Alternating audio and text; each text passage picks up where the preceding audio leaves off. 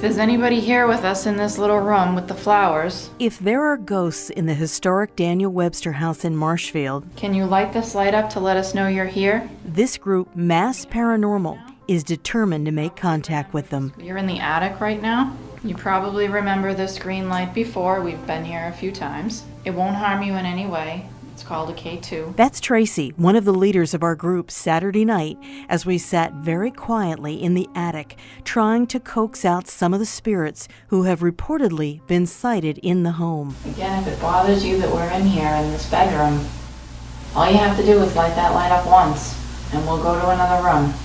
I promise. Still no lights on the K2 that detects changes in electromagnetic fields. Do you not have enough energy to light up those lights?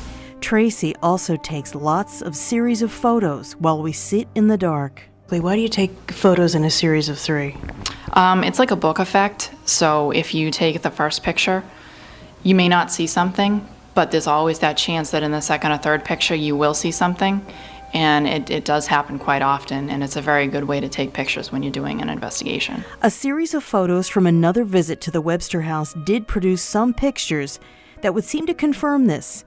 In the series, an image of a woman in the dining room where there was no human presence.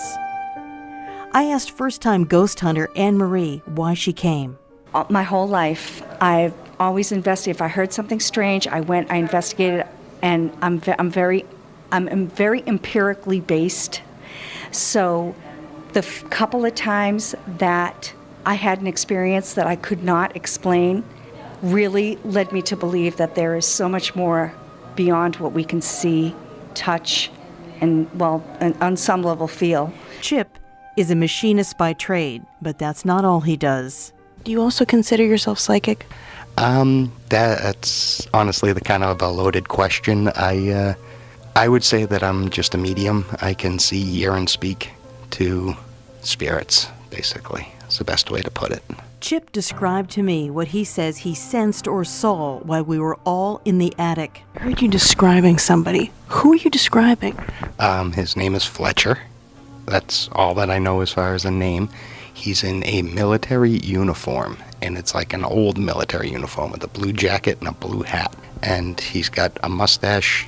I wouldn't know how to say that, kind of like a Fu Manchu. It comes down and stops right around his chin. It's kind of thick and bushy. Have you seen him before? No. But he has seen things like this before. Have you seen many things like this? Is this a first for you at the Daniel Webster estate? I've seen several different things here at all different times.